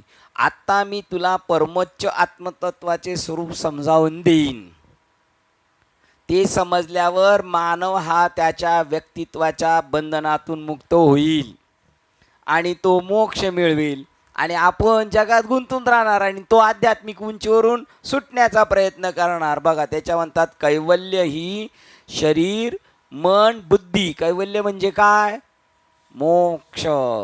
शरीर मन बुद्धी दृश्य भावना विचार आणि द्रष्टा भावना विचार यापासून मुक्त अवस्था होय. जेव्हा एखादा सर्व उपकरणातून मुक्त होतो तेव्हा त्यास शुद्ध ज्ञानाची अनुभूती येते. ऋषींच्या मते हेच ते कैवल्य. बघा इथपर्यंत जाऊन तो पोचतो आणि आपण कोणते अनुभव घेतोय? हे जगाचे. बघा शरीर मन बुद्धी यामधील जीवभाव सोडून आपण जर जगाकडे पाहिले तर, आपल्यातला जीवभाव सोडून जर जगाकडे पाहिले तर शिवभावावर दिसणार सगळं जग. शरीर मन बुद्धी यामधील जीवभाव सोडून जर आपण शरीर मन बुद्धी यामधील जीवभाव सोडून आपण जर जगाकडे पाहिले तर जगाचे कोणते दर्शन घडेल? अशी व्यक्ती शारीरिक, मानसिक आणि बौद्धिक पातळीवर कसा प्रतिसाद देते? नाही देणार, प्रश्नचिन्ह. कारण ते स्वतःला काय समजतोय आता? परमात्मा स्वरूप. जीवभाव गेला. जीवभाव गेला म्हणजे शरीर भाव गेला, मन भाव गेला, द्रष्टा दृश्य दर्शन गेलं. बघा उदाहरण देतात ते, स्थाणू पुरुषाचे म्हणजे भूताचे ज्ञान म्हणजे अविद्या, विपरीत ज्ञान होय. जेव्हा आपण त्याच्या सत्य स्वरूपासंबंधीचा शोध घेतो आणि ते समजून घेण्याचा प्रयत्न करतो, तेव्हा आपणास स्थाणूचे ज्ञान होते, ते सत्य ज्ञान विद्या होय. जेव्हा मुळाकडे जातो तेव्हा कळतं हे काय आहे? खांब आहे, भूत नाही. तेव्हा आपण या जगाकडे जाऊ, त्या दृष्टीने पाहू, तर आपल्याला काय दिसेल? ब्रह्मच दिसणार, परमात्माच दिसणार. ते म्हणतात है की नाही, मृगजळ आणि हे सांगितलं जग दिसतंय, मृगजळ आणि त्याचं खरं खरं स्वरूप दिसल्यावर मृगजळाच्या मृगजळ म्हणून पळणार नाही. पण ज्याला खरं ज्ञान नाही होणार तो मृगजळ, तसं जगाच्या मागे पळणार तो. आणि ज्याला खरं झालं तो जगाकडे त्या भावनेने पाहणार नाही, त्याला पाहणार मीच तो नटलेला आहे. अविद्येचा नाश हाच खऱ्या ज्ञानाचा परिपाक असतो. काय फळ याचं? खऱ्या ज्ञानाचा फळ, आत्मज्ञानाचं फळ काय? अविद्येचा नाश, अज्ञान. आणि अज्ञानाचं फळ काय आहे? जग आहे. अज्ञानाचा नाश झाला म्हणजे जगाचा नाश झाला. अज्ञानाचा नाश झाला म्हणजे सापाचा नाश झाला. अज्ञानाचा नाश झाला म्हणजे भूताचा नाश झाला. अज्ञानाचा नाश झाला म्हणजे शिंपलीचा चांदीचा नाश झाला. तसा हे खरं फळ ज्ञानाचं. मग तो पळेल का त्या चांदी म्हणून त्याच्या पाठीमागे? भूत म्हणून घाबरेल का? बघा, भूत म्हणून घाबरणार नाही, चांदी म्हणून पळणार नाही. अजून काय होतं? साप म्हणून सुद्धा घाबरणार नाही. अविद्येचा नाश हाच खऱ्या ज्ञानाचा परिपाक असतो. जेव्हा तुम्ही बुद्धीच्या अतीत झालेले असता तेव्हा तुम्ही प्रकृतीच्या छळवादापासून दूर असता. बघा, बुद्धीच्या पलीकडे गेले का प्रकृतीच्या छळवादापासून सुटले. ह्या प्रकृती आणि ही प्रकृती, हिचं दुसरं नाव अज्ञान, हिचं तिसरं नाव माया, हिचं चौथं नाव अविद्या, कल्पना. याच्यापासून तुम्ही सुटला कधी? बुद्धीच्या अतीत झाल्यावर. बुद्धीच्या पलीकडे गेल्यानंतर साप दिसणार नाही. तुम्ही प्रकृतीच्या छळवादापासून दूर असता. जेव्हा तुम्हास अध्यात्म केंद्राची अनुभूती येते आणि तुम्ही म्हणजे शरीर, मन वा बुद्धी नव्हेत असे ज्ञान होते, तेव्हा तुम्ही अनात्म्यापासून दूर झालेले असता. ऑटोमॅटिक त्याच्यापासून दूर झाले. भूतापासून आपोआप दूर झाले की नाही? शिंपली चांदीपासून आपोआप दूर झाले, सापापासून आपोआप दूर झाले. तेव्हा तुम्ही अनात्म्यापासून दूर झालेले असता. मग ब्रह्माहून वेगळे असे ज्याचे अवबोधन होते ते अनात्म होय. जे ब्रह्मापासून वेगळे आहे ते अनात्म होय. एक जे जे काही ब्रह्माहून अन्य अनुभवले जाते ते अनात्म होय. जिथे ईश्वर भाव आपला होत नाही, आपल्याला जिथं ब्रह्मस्वरूप अनुभवलं जात नाही ते अनात्म आहे. ज्याच्याकडून दुःख होतो, ज्याच्याकडून भीती निर्माण होते, ज्याच्याकडून आस निर्माण होते, ती गोष्ट अनात्मा आहे. आणि ज्याच्याकडे गेल्यावर समाधान वाटतं, धावपळ थांबली जाते. बघा, परवा टाकलं होतं आपण ते ग्रुपला. ते म्हणले अजून तुम्हाला वाटतं का पळापळी? मला गायला भेटावं, मला गायला भेटावं, माझ्याकडं माईक यावं, मला कीर्तन मिळावं, मला वाजवायला मिळावं, असं वाटतंय ना, तोपर्यंत अजून अनात्म्यामध्ये रुची आहे. अजून तिथं शांती झालेली नाही. शांती झाल्यानंतर मग सगळे आपैसे तृप्ती झाली यावरी जैसी साधने आपैसी सरती, देख आत्मतृष्टी तैसी कर्मे नाही. आणि जेथे शांतीचा जिवाळा नाही तेथे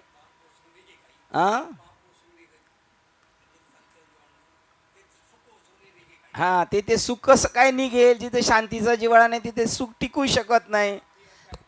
पापीच्या ठाई जसा मोक्ष न वसे, पाप्याच्या ठिकाणी मोक्ष नाही. आणि जिथं शांती नाही तिथं सुखाचा जिव्हाळा नाही. बघा, जेव्हा तुम्हास नित्यत्वाचे ज्ञान होते तेव्हा तुम्ही अनित्यापासून दूर जाता. अजून अनित्याच्या मागे पळतो म्हणजे नित्यत्वाचं ज्ञान झालेलं नाही. जेव्हा तुम्हाला नित्यत्वाचे ज्ञान होते तेव्हा तुम्ही अनित्यापासून दूर जाता, तुम्ही अनात्म्यापासून निवृत्त होता. बघा, अनित्यापासून दूर जाता म्हणजे तुम्ही कशापासून? अनात्म्यापासून निवृत्त होता. जेव्हा तुम्हाला नित्यत्वाचे ज्ञान होते तेव्हा तुम्ही अनित्यापासून दूर जाता, म्हणजे जे नित्य नाही त्याच्या मागे लागत नाही, म्हणजेच तुम्ही अनात्म्यापासून निवृत्त होता. आज म्हणाल तर आपण शरीर मन बुद्धी म्हणून जे जग आहे त्याच्यात पूर्ण मग्न. बघा, लगेच चेंज झाले, लगेच ट्रॅक.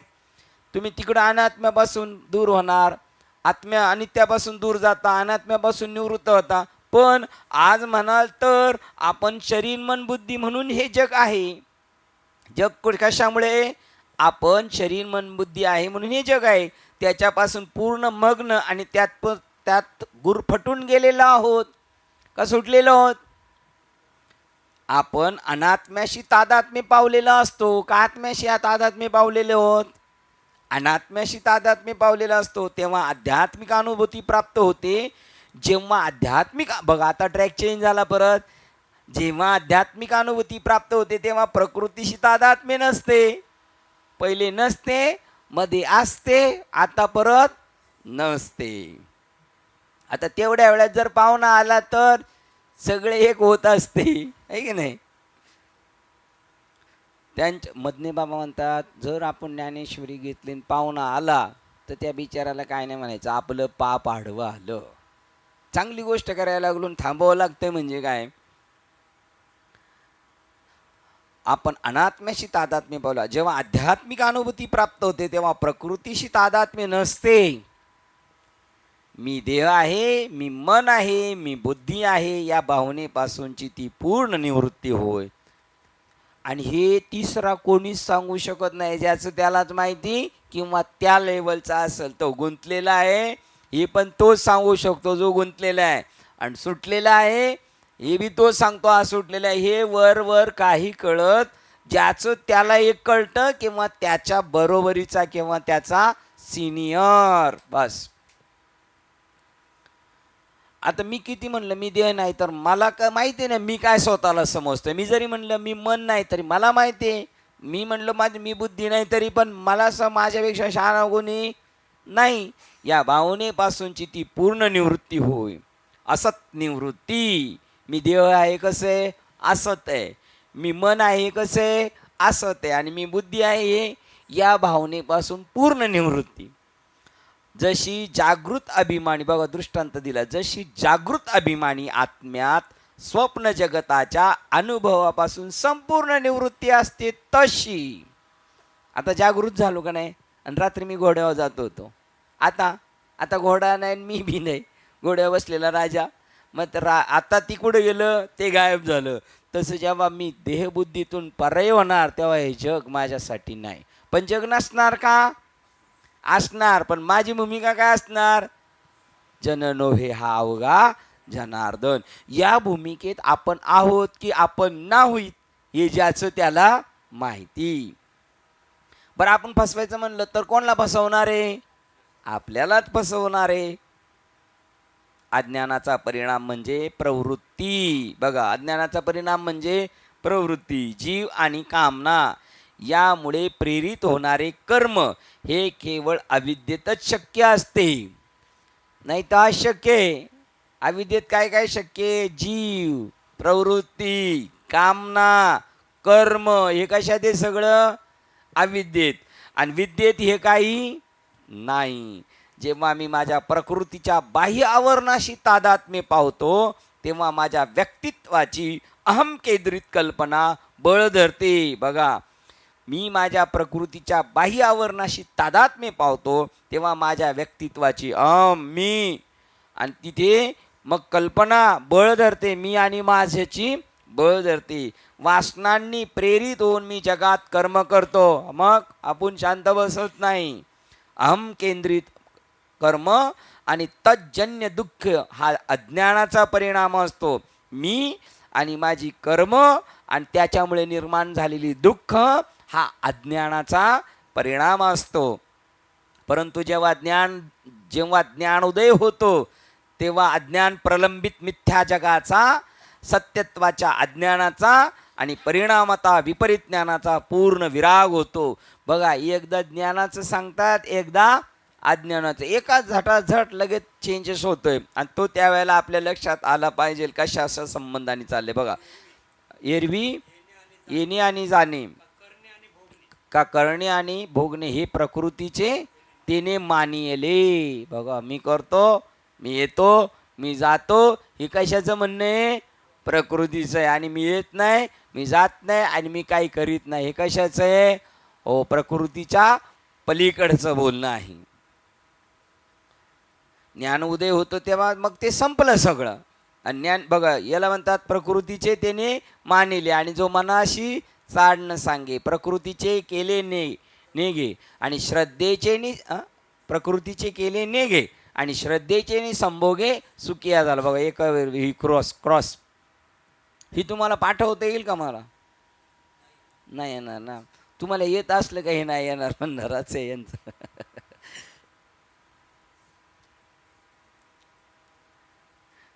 परंतु तेव्हा ज्ञान उदय होतो तेव्हा अज्ञान प्रलंबित मिथ्या होते. बघा, ज्याच्याकडे जे आहे ना तो सप्रेम भेट देत असतो. तुम्ही मला गेल्या महिन्यात किती भेट दिली? मजबूत वस्तू 2-4 महिने चालतील अशी नाही देणार. जेव्हा ज्ञान उदय होतो तेव्हा अज्ञान प्रलंबित मिथ्या जगाचा, सत्यत्वाच्या अज्ञानाचा आणि परिणामता विपरीत ज्ञानाचा पूर्ण विराग होतं, संपलं जातं. ज्ञान होतं आपल्याला. बघा, शाळेत सांगायचे गुरुजी, तिसरा डोळा कोणाला होता? शंकराला. त्याने तिसरा डोळा खोलला तर काय होईल? सगळं भस्म होईल. पण आपण ठरवलेलं आहे काय? तिसरा डोळा उघडायचाच नाही, तो बंद येते. बरं आहे, सगळं भस्म झालं, आपण उघड्यावर येऊ, पार आपलं रस्त्यावर यावं लागेल आपल्याला. त्यामुळे आपला पक्का निश्चय, तिसरा डोळा बाबा जरी म्हणला तरी खोलायचा नाही. हा, तिसरा डोळा ज्ञानाचा ना. बघा, आहे का? ज्ञानाचा डोळा आहे. ज्ञानी आणि अज्ञानी माणसात हे परिणाम दिसतात. कोणते? एक गुंतला जातो, या 2 ओळी सांगितल्याने, एक सुटला जातो. मृगजळ पाहणाराच्या बाबत याच प्रक्रिया दिसतात. मृगजळाच्या मागे पळणार. ज्याला हे मृगजळ आहे हे माहीत नसते, तोच त्याच्या मागे धावतो आणि पुन्हा पुन्हा निव्वळ निराश होतो. ते जरी भ्रामक पाणी वाटत असले तरी ज्याला हे मृगजळ आहे हे माहीत असते, तो त्यामागे धावत नाही. तो भ्रम त्याला कार्यप्रवृत्त करीत नाही. ज्याला कळालं हा भ्रम येतो त्याच्या मागे पळत नाही. ज्याला नाही कळालं तो पळत राहणार आणि पुन्हा म्हणणार काय दम नाही हो, काय नाही.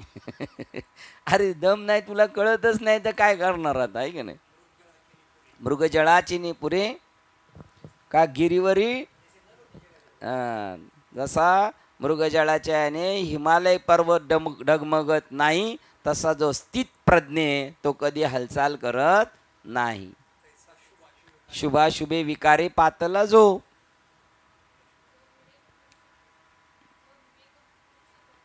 विवेक पुरुष प्रकृती सांख्य जागे झाले तेथे त्याचे चित्ती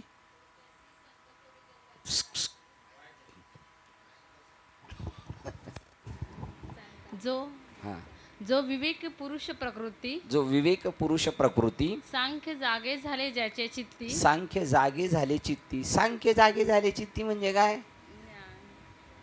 सांख्य ज्ञान जागे झाले चित्ती, ज्याला आत्मज्ञान झालं. सांख्य जागे झाले ज्याच्या चित्ती, जागे झाले ज्याच्या त्याची चित्ती, संकल्प विकल्पाची प्राप्ती कदा कल्पांती न घडे. हा, त्याला संकल्प विकल्पाची प्राप्ती कदा काळी न घडे. काय झाल्यानंतर? सांख्य ज्ञान झाल्यानंतर, आत्मज्ञान झाल्यानंतर मग संकल्पाही वरी नाही.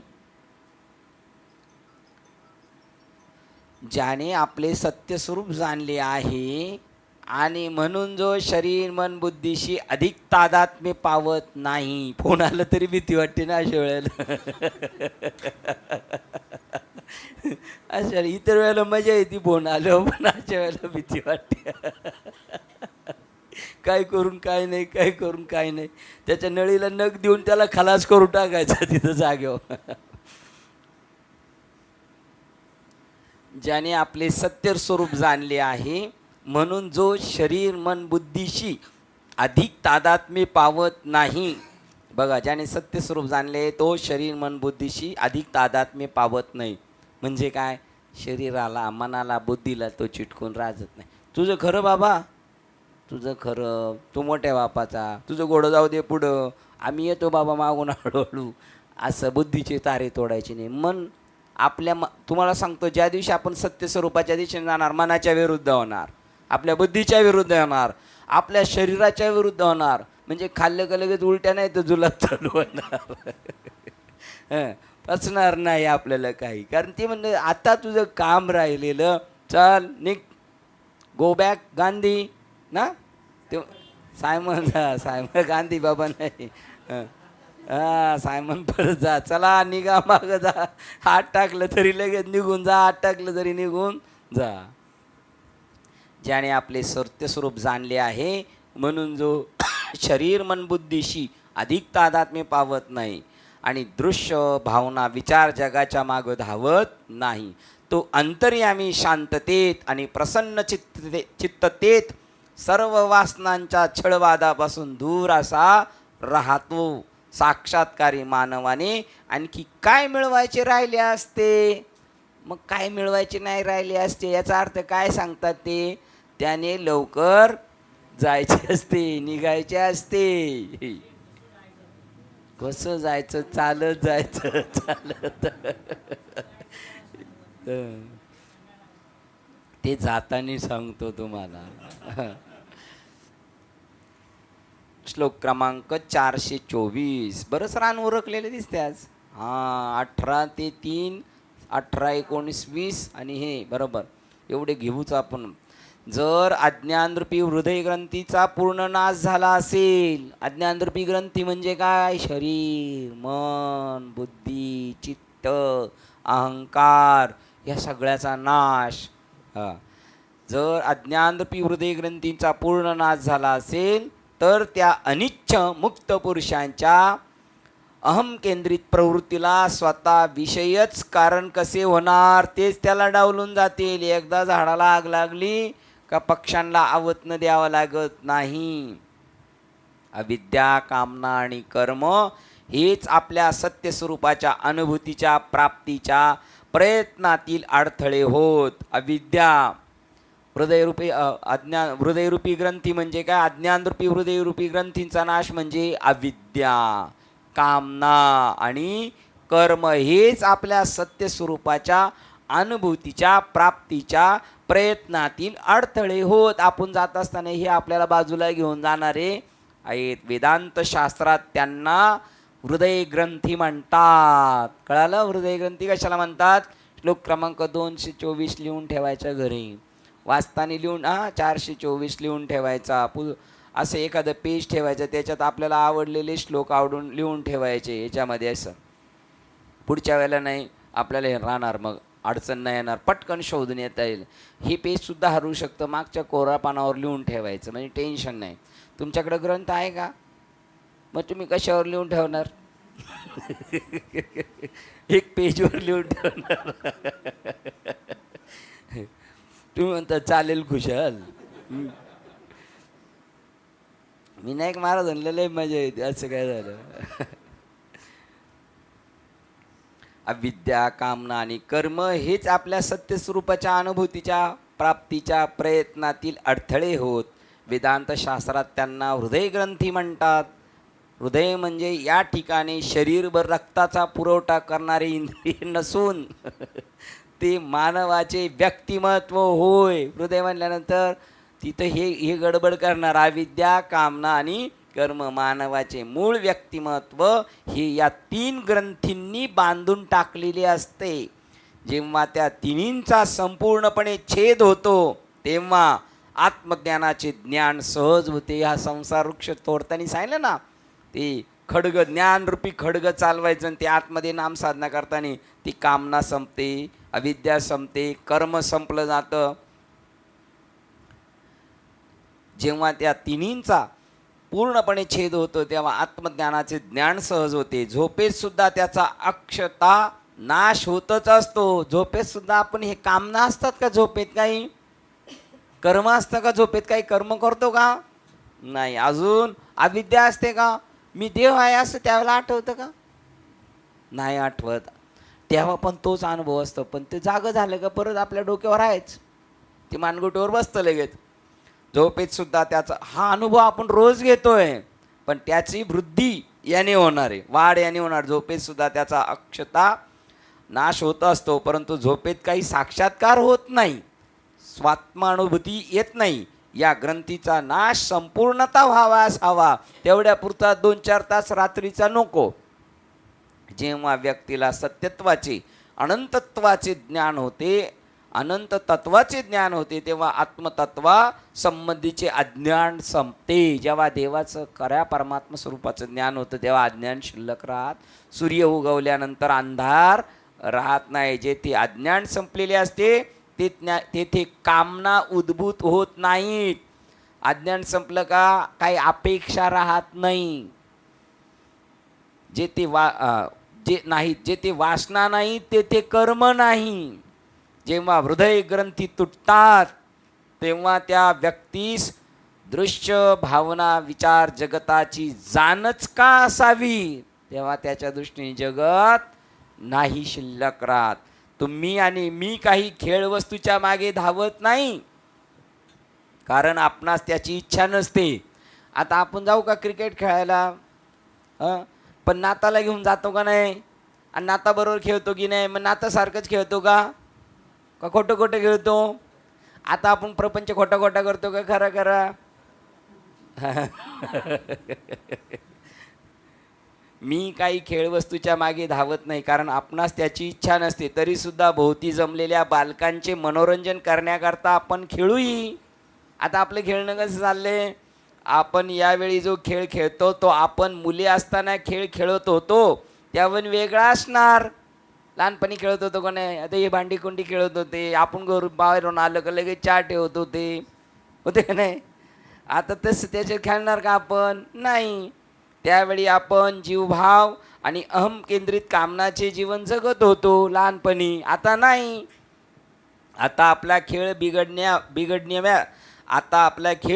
बिघडविण्यास जीवभावही नाही व अहम केंद्रित कामनाही नाही. आता जीवभावही शिल्लक नाही आणि खेळ बिघडायला काम नाही शिल्लक राहिलेल्या नाहीत. आता आपलं उगाच खेळायचं म्हणून खेळायचंय. तद्वत आत्मतत्वाचे ज्ञान झाल्यावर व्यक्ती बाह्य जगात खेळत राहील, परंतु जीवभाव आणि कामना यात गुंतून राहणार नाही. ते म्हणतात खाली, कर्मफलाची कल्पना असल्याशिवाय मूर्खही कर्म करीत नाही. काहीतरी फळ भेटल म्हणून करेल का नाही? आता आपल्याला कळालं इथं हेगडाच्या आळी अवघेच चिपाडे, तिथं काय भेटणार आहे आपल्याला? काहीच भेटणार नाही. मग आता आपण आतबुका याच्यामध्ये, आता आतबुका आपण या संसारामध्ये का रिटायर झालं का परत काही कामधंदा चालू करू आपण? काही नाही. आता आहे तेवढं उरकून घेऊ. पण साक्षात्कारी मानवास कामना नसल्याने तो जीवभाव प्रेरित आणि कामना प्रेरित कर्मे करीत नाही. केवढा दृष्टांत सोपा दिला. लहान मुलं खेळतात म्हणून आपणही खेळतो, पण तसं खेळू का? लहानपणी खेळत होतो तसं म्हातारी खेळतात का? म्हणजे आता आपल्याला काय व्हावं लागल? लहानपणी खेळत होतो तशी म्हातारी खेळतील का? मग आता आपल्याला काय व्हावं लागल? म्हातारी व्हावं लागल. ज्ञानातले म्हातारे व्हावं लागल आपल्याला. सत्य स्वरूपाचे अज्ञान अविद्या जेव्हा बुद्धीच्या स्तरावर असते तेव्हा त्यास कामना म्हणतात, आणि मनाच्या स्तरावर असते तेव्हा विचार म्हणतात, आणि शरीर पातळीवर असते तेव्हा कर्म म्हणतात. साक्षात्कारी मानवास प्रवृत्ती नसते, कारण त्याच्यामधील सर्व शक्य प्राय कर्म प्रेरणा शुष्क होऊन गेलेल्या असतात. त्यांच्यात काय पावर नसते. ते आपलं फक्त दिसायला बुजगावण्यासारखं असणार, नाही तर एरवी ते नसतं. असो, आपण 424ला थांबतोय. 418 ते 424, 419 ते 424ला आपण थांबतोय. झालेली सेवा हृदयस्थ सद्गुरू सच्चिदानंद श्रीपाद बाबा रामदास बाबा, अधिष्ठान ग्रंथ विवेक चूडामणी, तसेच संत मालिका, तसेच तुम्हा संत वृंदांच्या चरणावर सेवा समर्पित करून सेवेला इथे पूर्ण आहे. साई कुंडली विठ्ठल श्री ज्ञानदेव तुकाराम पंढरीनाथ भगवान की जय। माऊली ज्ञानेश्वर महाराज की जय। जगद्गुरु संत तुकाराम महाराज की जय। शांती ब्रह्म एकनाथ महाराज की जय। सच्चिदानंद श्रीपाद भगवान की जय। सच्चिदानंद रामदास भगवान की जय। अवधूत चिंतनम श्री गुरुदेव दत्त गोपाल कृष्ण भगवान की जय। बोलोरे भाई सर्व संतन की जय। गणपती बाप्पा मोरया। आता विश्वात्मके देवी येणे भाग्यज्ञ तोषावे तोषोनी मजल्यावे बसाय दाने। जे फळांची व्यंकटी सांडो तया सत्कर्मी रती वाढो। कोदा परस्परे जडो मैत्र जीवांचे विविधांचे तिमिर जाओ। विश्व सुधर्म सूर्य पाव जो जे वांछित तो ते लाभो। प्राणी जात वर्षद सकल मंगळी ईश्वर निष्ठांची माती आई। अनवर्त मंडळी भेटतो दयाभूता चला कल्पतरूचे आरव। चेतना चिंतामणीचे गाव बोलतेचे अर्णव पियुषांचे चंद्रनेचे लांछन मार्तंडचे तापहीन। ते सर्वाही सदा सज्जन सोयरे होतो किंबहुना सर्व सुखी पूर्ण होनी तिन्ही लोकी। भजे जो आदि पुरुषी अखंडित आणि गंधोपजीवी विशेष लोकी दृष्टादृष्ट विजय होवावेची। एक म्हणे श्री विश्वेश्वराहो हा होईल दान बसावो। येणे वरे ज्ञान देवो सुखिया झाला। येणे वरे ज्ञान देव सुखिया झाला। येणे वरे ज्ञान देव सुखिया झाला। हरि ओम शांती शांती।